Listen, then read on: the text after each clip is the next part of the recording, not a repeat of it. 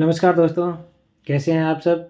आशा और उम्मीद करता हूँ कि आप सब ठीक होंगे, स्वस्थ होंगे और मस्त होंगे और अपने-अपने कामों में व्यस्त होंगे और मैं वही ईश्वर से दुआ करूँगा कि आप सब स्वस्थ रहें, मस्त रहें, अपने कामों में व्यस्त रहें और अपने परिवार के साथ अपना समय जितना संभव हो, वो भी प्रदान करें।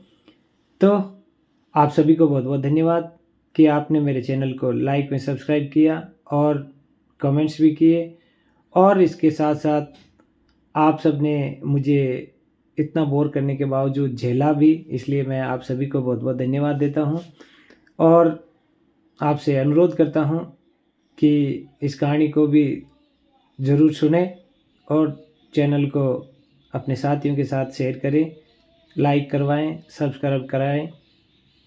तो चलिए एक छोटी-सी कहानी की तरफ चलते हैं।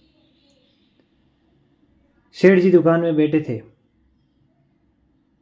कि तभी उनके घर से कॉल आता है कि बच्चा गिर गया है। उनके 5-6 साल का बच्चा था। बच्चा गिर गया है, उसके सर में चोट आई है। सेठ जी समाचार सुनते ही दौड़े-दौड़े घर जाते हैं। बच्चा जो उसके सर से खून बह रहा था, उसको गोद में उठाकर भागते हुए 10 मिनट में हॉस्पिटल पहुंच जाते हैं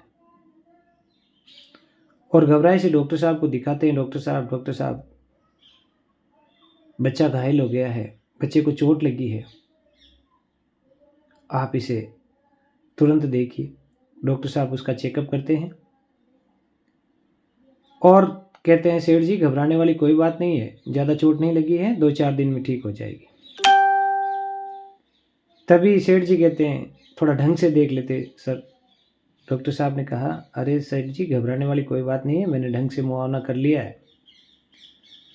तो उन्होंने कहा, सर कोई ब्रांडेड दवाई दे दीजिए ताकि ये जल्दी घाव भर जाए और बच्चा जल्दी ठीक हो जाए। सेठ जी ने कहा, अरे कोई ज़रूरत नहीं है इतनी महंगी दवाई की, ठीक हो जाएगा बच्चा, ज़्यादा चोट नहीं है, आप घर जाओ। क्योंकि डॉक्टर साहब सेठ जी के मित्र थे, मिलने वाले थे। आप घर जाओ, मेरी बात मानो, बच्चा जल्द ठीक हो जाएगा। सेठ जी घर आते हैं, उनके साथ उनका नौकर है। वो कहता है, सर आपकी ब्रांडेड शर्ट खराब हो गई है बच्चे के खून से। सेठ जी कहते हैं, अरे कोई बात नहीं, मेरे बच्चे का खून बह गया, ऐसी शर्टें तो बहुत आएगी, मुझे इस शर्ट की परवाह नहीं है, मेरे बच्चे का जो खून बहा है उसकी परवाह है। तुम जाओ दुकान से कुछ सूखे मेवे लेके आओ, इसको खिलाना पड़ेगा ताकि कमजोरी ना आए, और मैं इसको लेकर घर जाता हूँ। सेठ जी बच्चे को घर लेके जाते हैं। 30 साल बाद सेठ जी अपने कामों से रिटायर हो चुके थे, बच्चा बड़ा हो चुका था। वो दुकान अब शहर का बड़ा शोरूम बन चुकी थी और सेठ जी अब घर पे आराम कर रहे हैं। तभी बच्चा है वो शोरूम संभालता है। तभी घर से कॉल आता है उस बच्चे की पत्नी का, अरे क्या कर रहे हो, पिताजी पलंग से गिर गए हैं, उनको काफ़ी चोट आई है। तभी वो बच्चा कहते हैं, पिताजी भी ना, कितनी बार बोला है उनको कि वो पलंग पर ना सोया करे, नीचे ही सो जाए, गिर गए, लग गई ना चोट, समझते ही नहीं है कुछ। और उसने अपने नौकर रामू से कहा, रामू काका आप घर जाओ और पिताजी को लेकर हॉस्पिटल पहुंचो, तब तक मैं वहां पहुंचता हूं। तो बूढ़े रामू काका ऑटो पकड़कर घर जाते हैं।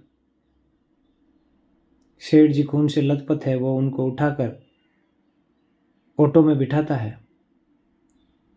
तभी उस बच्चे की पत्नी के ताने भी सुनाई देते हैं, तंग आ गई हूं मैं इनसे, रोज रोज कुछ ना कुछ नया कर देते हैं, सारा फर्श गंदा कर दिया, सारे बिस्तर गंदे कर दिए खून से,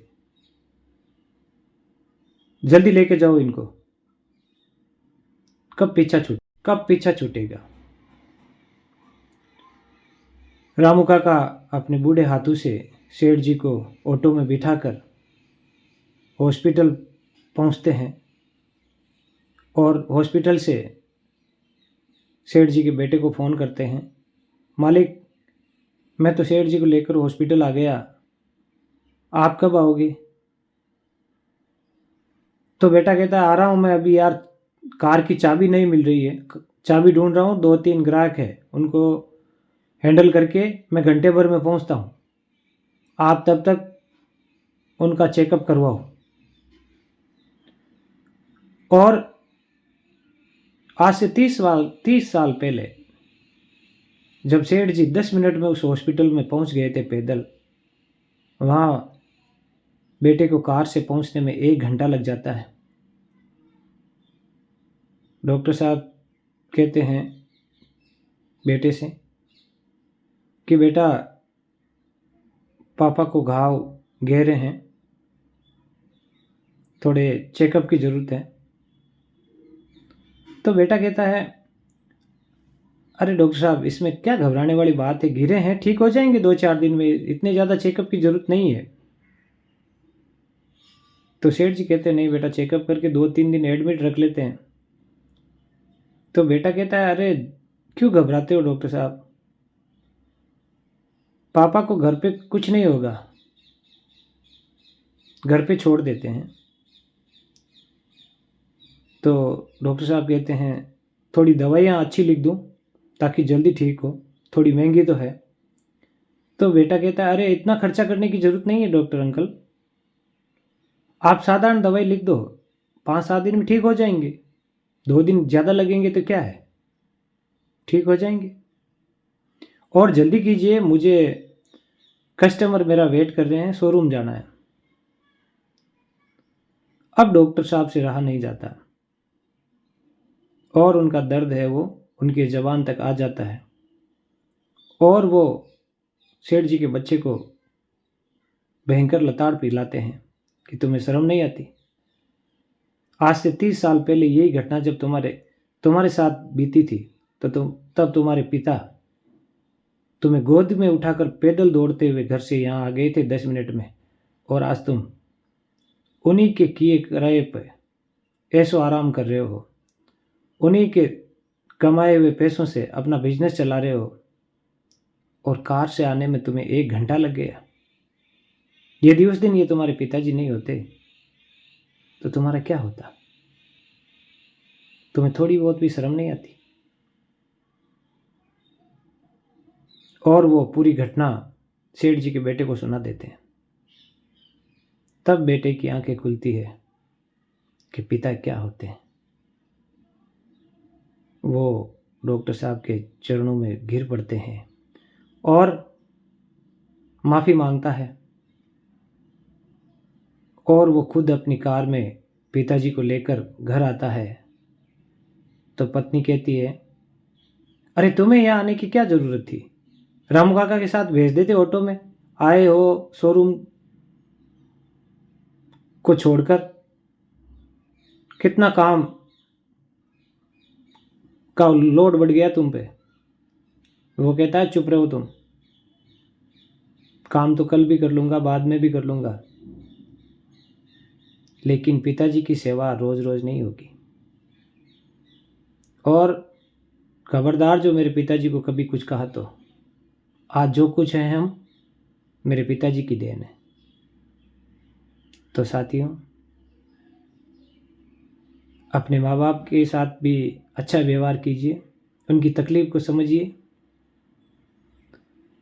उन्होंने आपके साथ यदि अच्छा व्यवहार नहीं किया होता तो आज आप इस कामयाबी के मुकाम पे खड़े नहीं होते। मेरी आप सभी से गुजारिश है कि अपने माता पिता को भी वही हक दें जो आप अपनी संतान को दे रहे हैं। ये कहानी किसी एक घर की नहीं है, ये कहानी आजकल सभी घरों की है। इसलिए मेरा सभी भाइयों से निवेदन है कि माता पिता की पीड़ा को समझें, उनका सहयोग करें और उनकी सेवा करें। ये मौका दोबारा नहीं मिलेगा। मेरी कहानी अच्छी लगी हो तो चैनल को लाइक एंड सब्सक्राइब ज़रूर करें। धन्यवाद। मैं आपका साथी रमेश टूकिया।